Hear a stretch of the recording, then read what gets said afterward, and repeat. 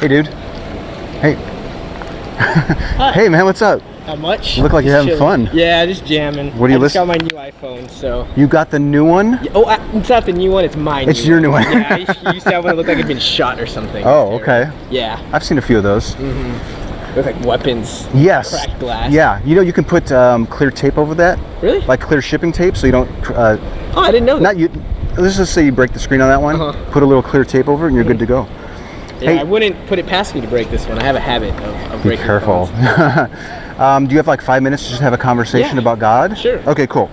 My name's Anthony. Nice to meet you, Anthony. What is your Carlos. name, sir? Carlos. Yeah, Okay. or Charles, Charlie, anything. Oh, all right. They all work. What are you taking here? Right now, sociology and college algebra. I'm a political science major. Okay. Yeah, Tuesday, Thursdays I have those classes, and then government, psych, and anthropology on Monday, Wednesday. You're a busy guy. Yeah, very busy. Dang. It's taxing. It sounds like it. Do you have time for a God in your life? Do you believe in a God? I actually I go to Chi Alpha, the church here on campus. Yeah, mostly on Thursdays at about 8:30. Usually I go over there. I'm part of a Bible study. You're a Christian then? Yes. How strong are you on the belief? If let's say 0% was I don't believe and 100% was I absolutely believe, where would you put yourself on that, Carlos? At a solid 75. I had 75% I believe. 25. The 25% is just, I don't know, inhibitions, things that are preventing me from fully embracing it. I appreciate your honesty. Yeah. I'm not seriously, because that's probably not easy to say, especially if you're a part of a group like that.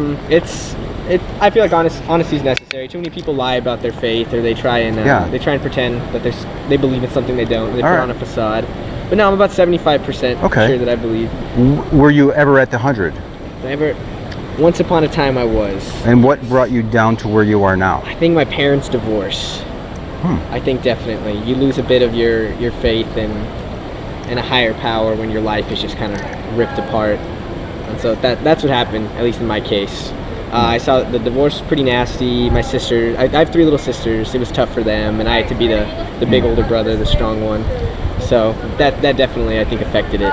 Do you think if they had stayed married and you didn't have to go through that traumatic event, and your sisters, going through that traumatic event, and you seeing that, do you think that you still would have been at the 100% mark I think today? so, because we used to go to church as a family, and then it became I go to church with dad sometimes, go with my mom sometimes, and just all your beliefs get mixed up, especially because of the different churches. My mom's a Roman Catholic. Were you getting different messages? Yeah. Conflicting messages were causing very it. conflicting messages. The Christian faith is a lot more open and receptive, and then the Catholic faith is kind of more staunch and traditional, and they're no nonsense. Yeah. And so that's what my mom got custody, and I had to deal with that part, the Roman Catholic part, and I guess that's what lowered my faith a little bit. I find it fascinating that this upheaval in your life with regards to your parents' marriage resulted in you sliding down on the scale. Yeah. I don't know, I guess, that's the correlation between my faith falling down. It all has to do with my parents separating. It was really just I had a crisis of conscience, just a crisis of faith in general. I lost faith in a lot of things, including my relationship with God. I think father figures in general, and God is, our father. Yeah. I just kind of felt slighted, like, why are you doing this to me? Why are you tearing apart my life? I felt like I was blaming my dad, and in essence, I was also blaming that dad, the almighty dad. Why did you level off at the 75% and not just continue drifting down? I guess just internal faith, like fire in the belly that I refuse to let go of. There are a couple. There's the mental. What do you mean doubts. by that exactly? I'm a very passionate person, I'd like to say, and so anything that I once liked or I once believed in, I'd hate to just abandon ship altogether.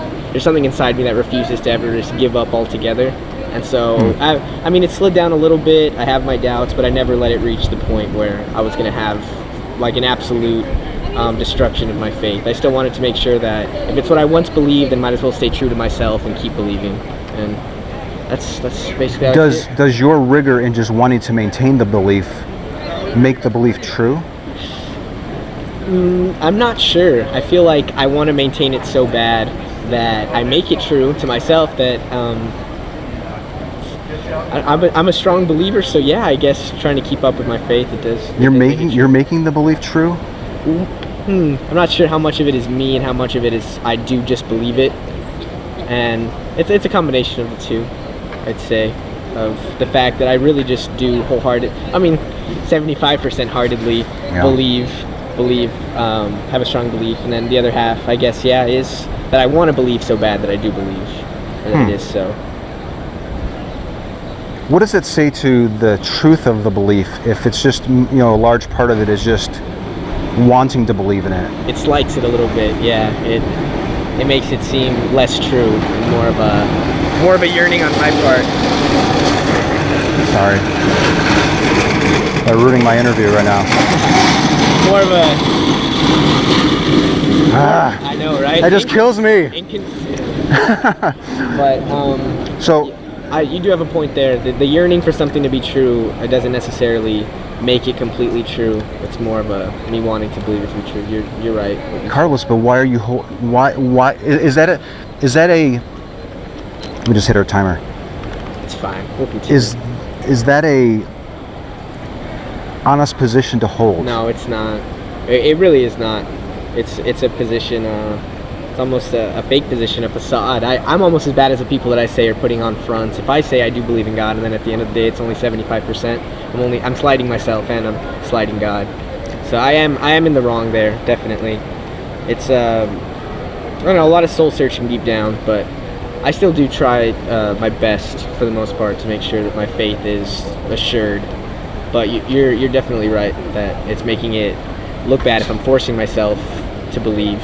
It's kind of diminishing my faith and the honesty of it. You mentioned faith several times. Mm-hmm. Do you have a definition of it? How are you using it? How are you using that word? Faith in the connotation that what I believe in, the moral, the ethics that I hold close to my heart, and the values that the Bible has taught me, the things that I like to retain, my faith. I guess that's how I'd use it. The things that I believe, ultimately what I believe in. What would have to happen in your life to get you to move from the 75% mark down to the 50% mark? It wouldn't have to be anything spectacular. I think it would just take a little more dedication on my part, because I haven't really, with all the classes and stuff, I've been trying to balance out my time, and I miss Bible study sometimes, I miss church, and I could get more dedicated to... No, maybe misunderstood. I want to know what it would take to get you to move further down on the scale. Oh, to move further down. Mm-hmm. What would have to happen in your life? Further down, I'm not sure. Maybe the death of a family member. I know that always strikes up a crisis of conscience, crisis of faith. Let's say not to have any bad vibe here, but let's say as you're walking away, you get a phone call that a very close family member just passed away. Ooh. Would that cause you to move down on the scale? It probably would, just a little bit. Really? I think humans, we all suffer from the woe is me, like why are you doing this to me, why me? Yeah. We all suffer from that, and I think I would also be one of the people who would definitely blame God, because I feel like it's not fair. That's what everybody does right away. They jump to conclusions and everything's his fault. Let's say you were walking away and you get a phone call and somebody says that they just discovered that you inherited $1 million. Would you move up from the scale? On the scale from that point? As terrible as it sounds, I think I might. I think my first words really would be thank God, and I think that's very telling. I would feel like I moved up on the scale. It's selfish. You see what's happening here is that it sounds like whether the outcome was good or bad or good, you're interpreting that as this God working in your life. Yeah, definitely. That is. It seems like you've almost set up a scenario where, regardless of the outcome, you're going to view it as this God helping you or working in your life. Yeah. In what way does that make the belief in the God true?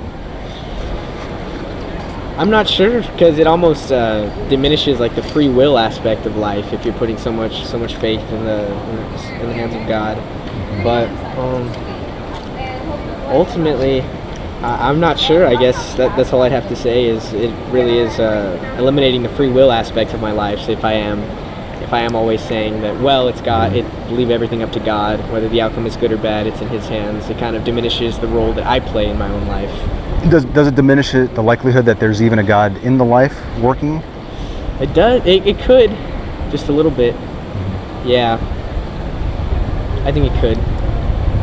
Thank you very much. No problem. Have a great day. You too. Take care. I didn't get your name. Anthony. Anthony. Yes, sir. Yes. All right. Bye-bye. I'm going to stand over here so I get that music behind me. Okay. All right. So what I'm doing is trying to talk to people that believe in a God. Uh-huh. I want to understand how they concluded that their belief is correct. And typically what I find is that the method that people use to get to the God belief is not extremely reliable. Yeah. Right? I believe it because I was born in it, or I believe it because... I noticed that when you were talking to me, I kind of realized all the errors of my way, or just, I don't know, like the little quirks in my faith and how it's all very unconventional and unorthodox when I really think about it. Yeah, oh, really? It put things in perspective a lot. Like, yeah, my entire bus ride home, I was just thinking about, like, I had a crisis of faith. I was like, what do I believe in? Do I believe in myself more than anything? And I like to project a higher power just as a coping mechanism, or do I really believe in a higher power? And I don't know. It was like, it's been in my brain ever since then. Interesting. But we're about to run late to class, so thanks for talking. I'll catch you later. Maybe we can talk some more. Yeah. All right. Good. Thank you. See you, man. Bye-bye. It's been a pleasure. Same here. Awesome.